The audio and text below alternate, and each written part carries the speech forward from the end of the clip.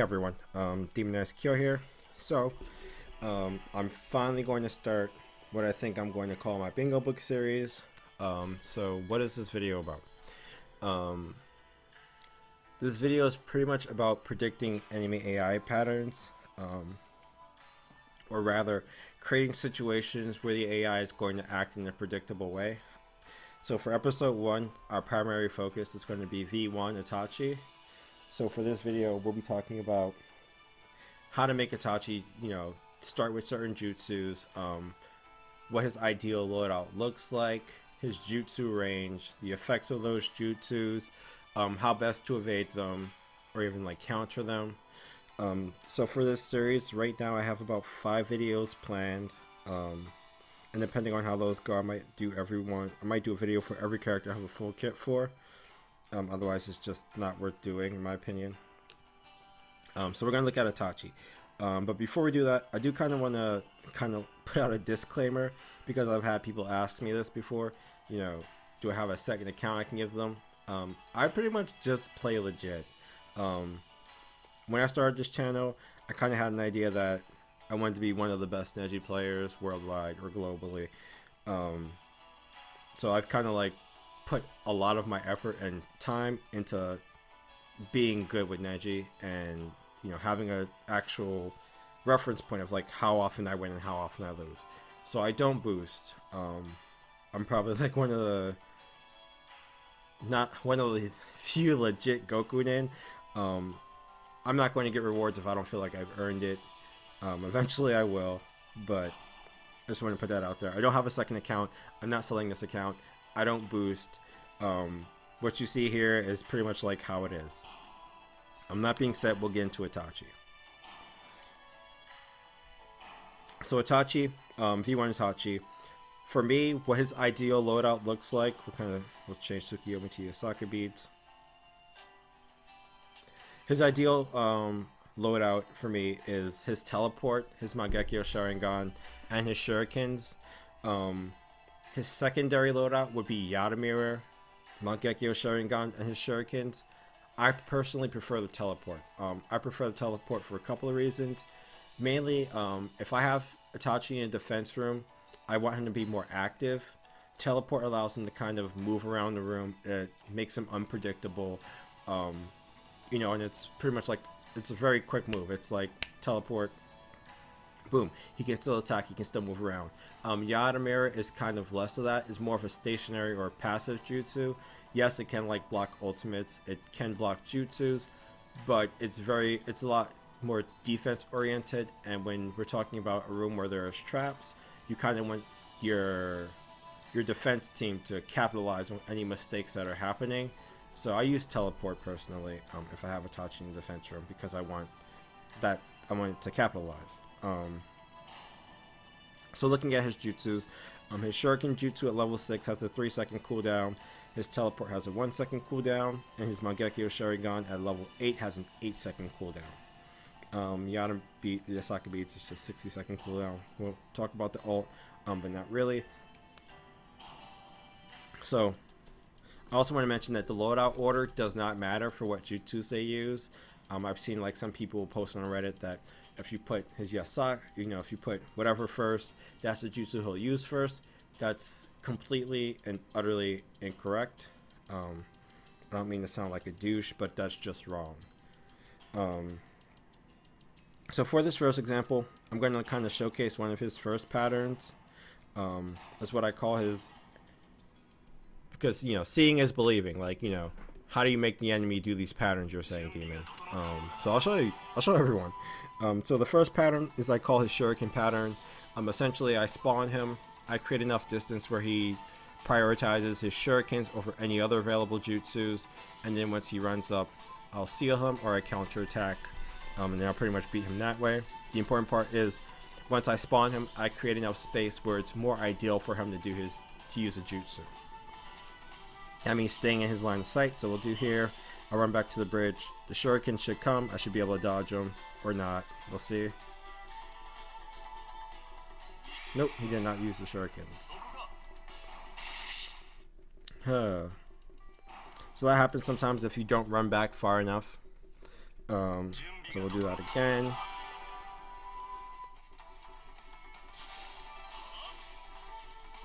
So let's get right here.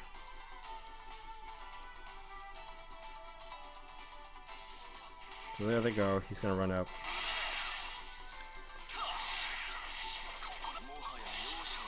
And that's pretty much, that's pattern 1. Pattern 2, well, we'll go pattern 1 more time because, you know, the first time he didn't use his shuriken, so it's like, well, you know, maybe he got lucky. So we'll do that again. The important part is like making sure you create enough space and you're visible in his line of sight. So there they go again. So it's taking him a while. But it's pretty much still the same pattern. Because I have body blow, it doesn't really matter whether he Mangekyos or not, because I can just counter that. So that's his shuriken pattern. His second pattern is what I call his Mangekyo pattern. So this is the same thing essentially, but instead of creating space, I'm actually closing the gap. So when I spawn him, I'm actually going to meet him about halfway, and then I'll counterattack once he uses his MS. So spawn him, wait about right here. There it is. So we'll do that one more time. So again, it's not like his loadout order matters. I'm creating a situation where it's more ideal for him to do certain attacks, and then once I know what attacks he's going to do, I'm capitalizing on that.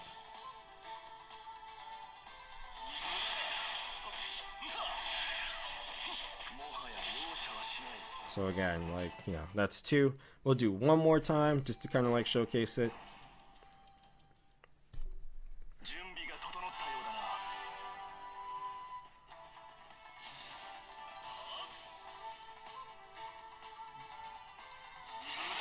So I missed that.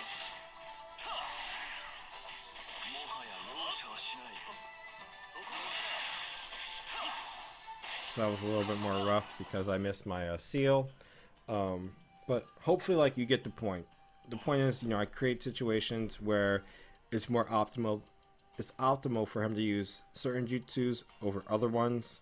And then once I know what he's going to do, I can kind of capitalize on those openings. So I'm going to put this up here. So talking about that, what determines what jutsus he's going to use? It's range. It depends on the range he is from you and what he can actually hit you with. For Itachi, so actually skip that. For me, I categorize range into 3 separate categories. There's range 1 attacks. So a range 1 attack is something that's close to the character. It can extend beyond walls in any targeted direction, but it's not a projectile. It does have a fixed range.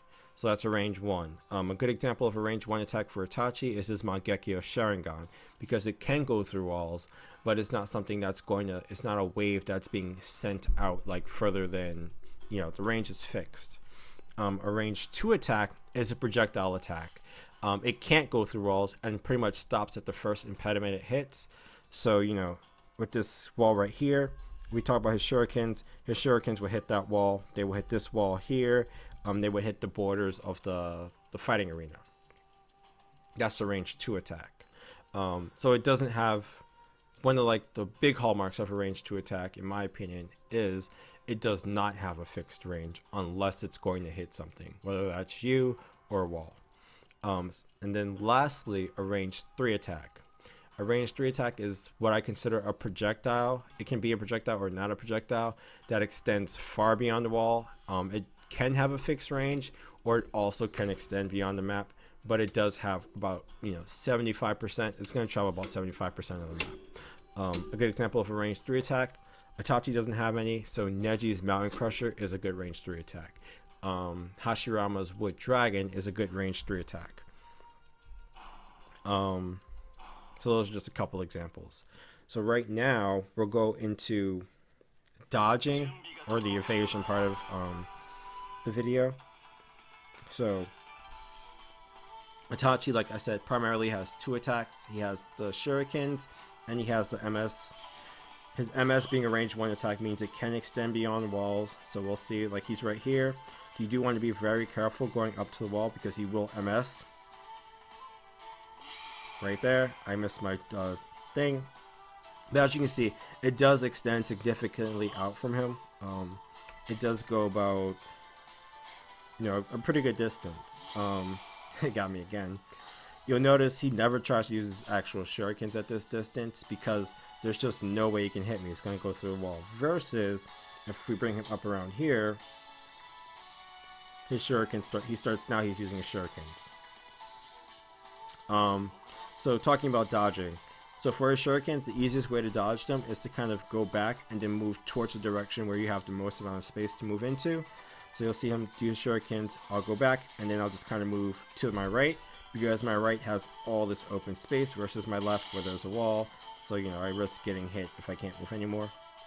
So again, now we'll talk also about cooldowns. You notice before we made a big point of talking about Itachi's cooldown being 3 seconds for his shurikens. You'll notice the AI does not sit there and spam the shurikens every 3 seconds. It's running around, it's teleporting, it's doing a bunch of stuff that interrupts that would otherwise be considered spam. So, if an enemy does use specifically, if Itachi does use his shurikens, you don't have to worry about being shurikened in the face right again. You do have a little bit of leeway. At minimum 3 seconds. At most, maybe 3 or 4. So we're going to actually end this right now. Because I want to get into the other stuff. But that's pretty much how you evade his shurikens. They come out in a line of 5, and there's 4 shurikens in each line.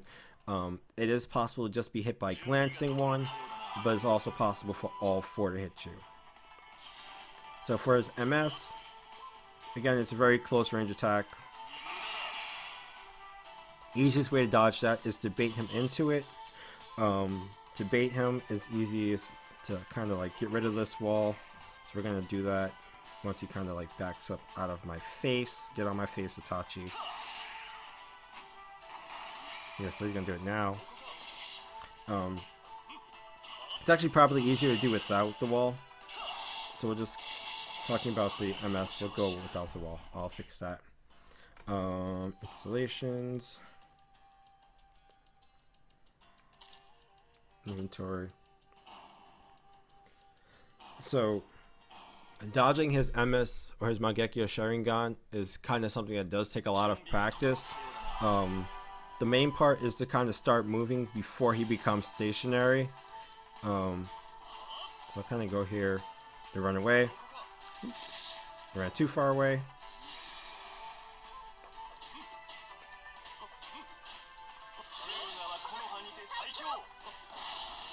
Oh, we can just do that again.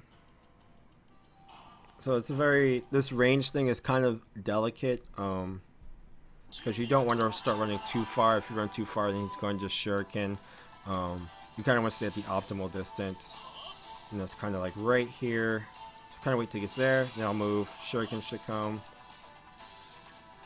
I have 8 seconds until his next MS, so I can kind of just run around a little bit. The AI is not very smart. He's gonna try to get me again. He'll miss. Shurikens, he'll miss.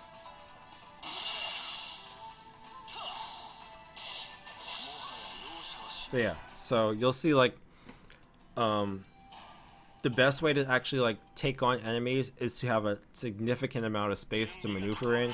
If you don't, then you kind of just want to clear one area. Like I would say like from here, like this is a good fighting area for me.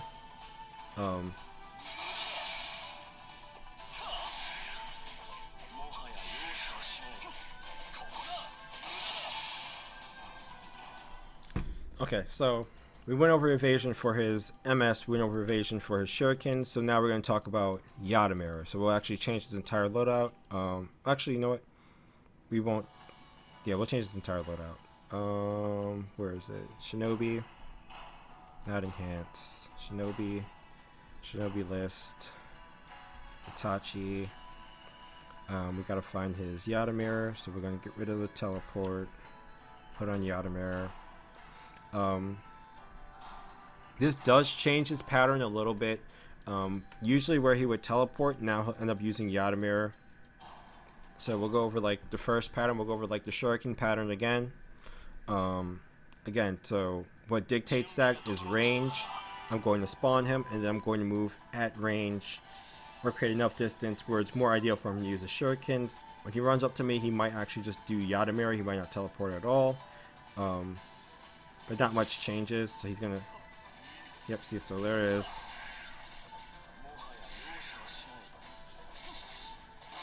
So not much change in that pattern. Same thing for the Mangekyo pattern. So again, this time I'll just meet him about halfway. He'll Mangekyo, and then he'll probably end up Yata Mirroring. The thing is, like, you know, you gotta be careful that he doesn't get rid of your main damage dealer. Oh well, see, that time actually. So it doesn't change too much. So we'll put the fence back up, so we kind of get like to examine Yata Mirror when he can't be killed easily.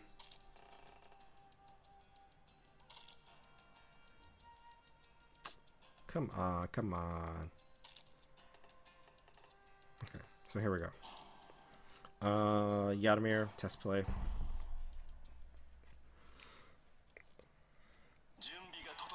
So it's important to note that also, like, most buffs, teleports, iframes that are like pure iframes, the AI will do them without much prompting. So chances are, like, he can't hit me with anything from here, so he'll just end up Yata Mirroring a lot.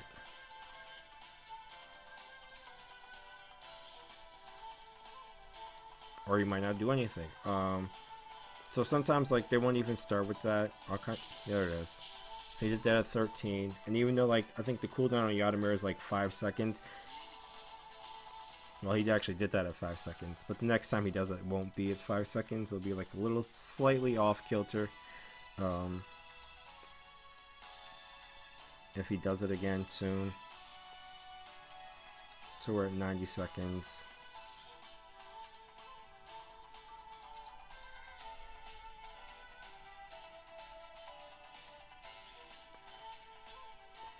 So wait a whole 10 seconds and you do it. So sometimes, like, the AI does need like a little refresh. So I'll go here, because he is going to Mangekyo Sharingan me. There it is. So now you should be kind of like, there it goes, Yata Mirror.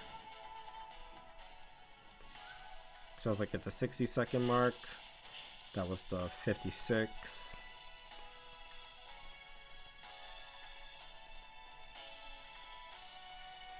But yeah, so my point is pretty much like, just because an enemy can do something doesn't always mean it will. There is kind of sometimes a delay. You know, because the enemy doesn't spam.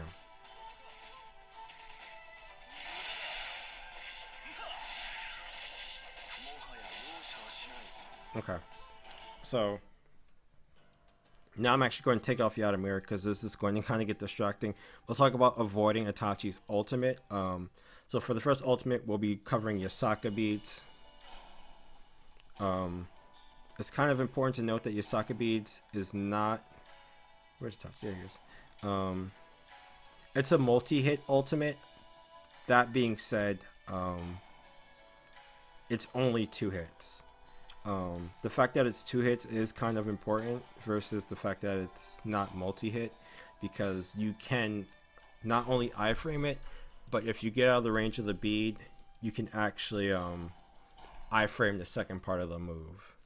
So like, there's the bead that gets thrown, that's the first point of damage, and then there's the explosion afterwards, that's the second point of damage.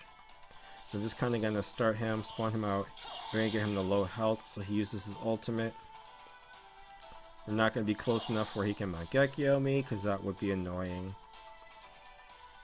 Okay, so right now he could use Yasaka Beads. So you notice, like, the range, he's not going to do it from here. He might do it from here, but no, not even. So we'll go up here. So now we should get it. So you see the bead, and then the explosion. The bead does not extend too far away from Itachi. The bead is actually pretty easy to dodge. If you know it's coming, the bead, you can actually like dodge. You can actually watch it, dodge it, and then you just have to worry about the explosion. So I'll kind of like showcase that now. So again, like, we'll spawn Itachi. I'll just get him to about low health. Ah, you asshole. You got me. So, bring it right here so he can't get me.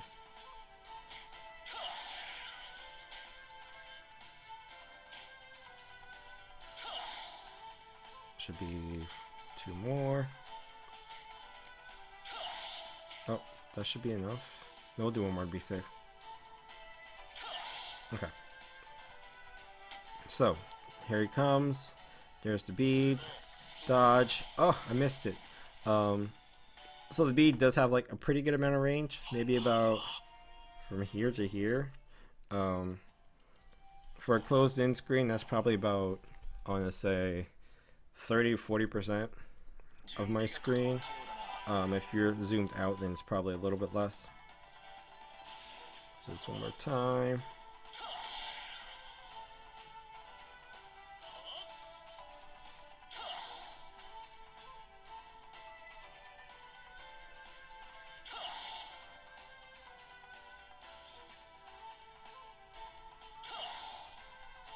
Alright, so we'll go up here, we'll get that beat out.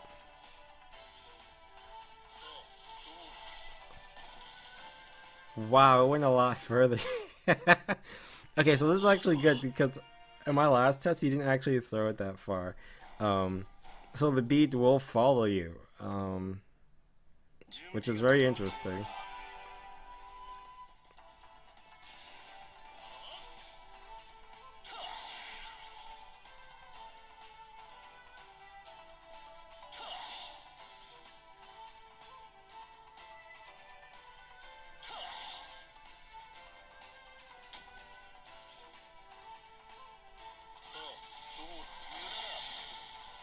Yeah, so the second hit will almost always kill me. That's actually, it didn't do that before, so I'm kind of at a loss how to get around it. So pretty much like for that, I might just end up ulting myself to kind of counteract his ultimate.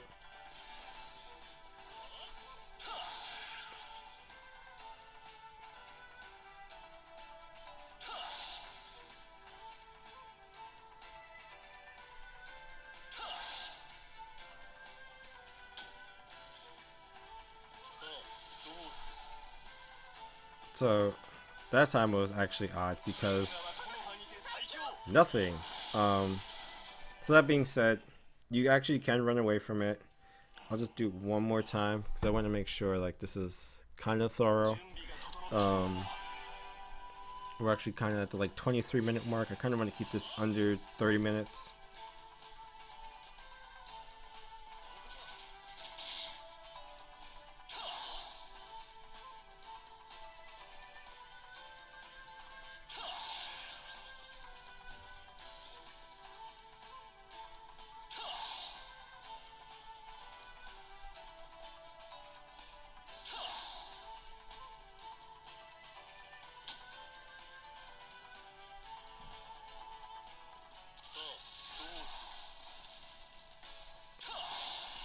So it looks like as long as you run away as the beat is coming at you, it kind of defaults to its original distance.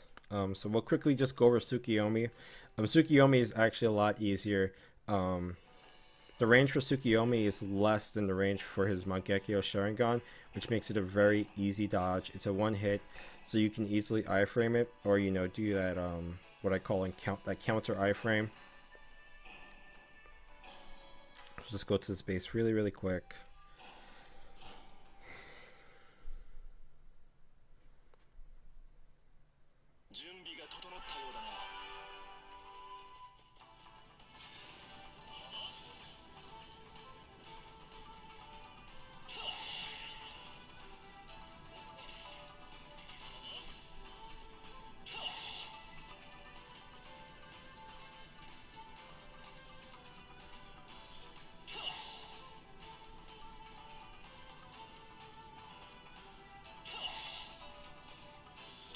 So now you should be doing Tsukiyomi. Do you see, like, yeah. Very easy dodge. This time I'll kind of iframe it. Sorry, I'm getting tired of talking. Okay. One more time. I'll actually just kind of, we'll skip all the bullshit. I'll just kind of let him out. Come on, Itachi, come and get it. Shurikens. Hit. You're down. Low health.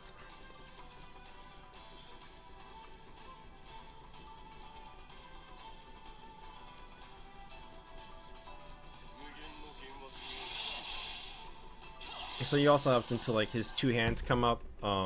He's a very, very obvious tell for Itachi. So yeah, that's pretty much how you take down Itachi. I will like have I'll try to put up some like notes at the end of the video, for people to review. For like the last 5 minutes, I think what I'll do is I'll just kind of go through with a bunch of characters. So I'll just go through my fortress. I won't use Neji. I'll use kind of like some other people. Let's do Shikamaru, for example.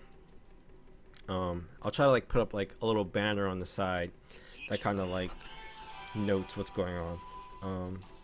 But for Shikamaru, it's kind of like the same deal. There, she dropped that. I want the shurikens to come up. He's not going to do it. But yeah, that was actually even easier with Shikamaru. I'll get rid of this gate because gates are annoying.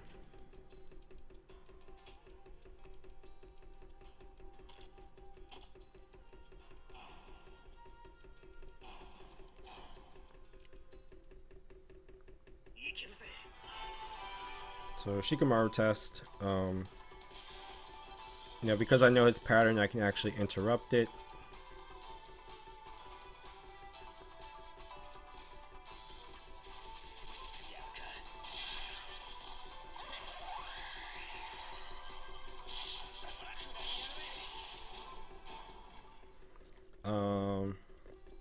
So we'll do someone else. We'll do V2 Itachi. I like the Shuriken pattern best. I feel like his Mangekyo pattern is a little kind of weird to get about.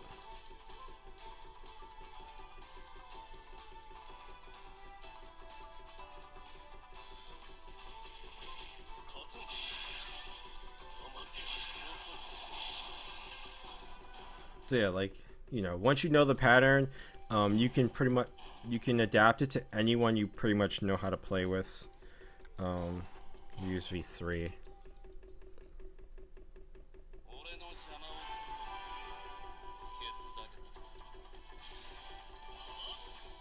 It's also probably worth noting, like, this is patterns that work primarily best when you're alone. When you have other characters to kind of deal with, it's a lot more.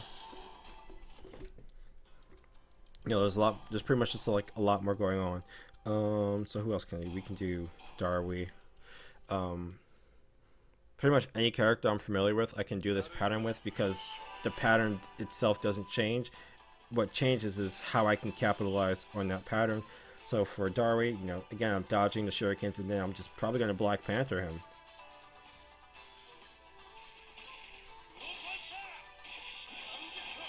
See?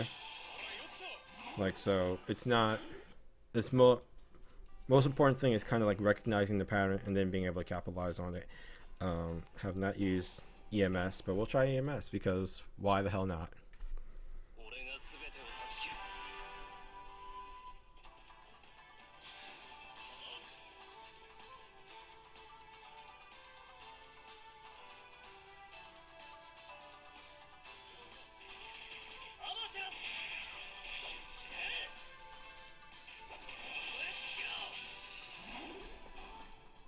So, I mean, I hope that kind of like lends some weight to what I'm saying.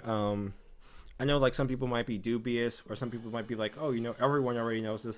If everyone already knows this, then I don't know what the hell I'm doing this for. But I hope to do maybe 4 more videos at least. I've already picked out those 5 characters. Itachi V1 is one of them. I'll kind of announce them. Well, you'll kind of figure it out as I announce the videos. This is not something I'm going to be like kind of giving advanced knowledge ahead of, because it does change depending on the character.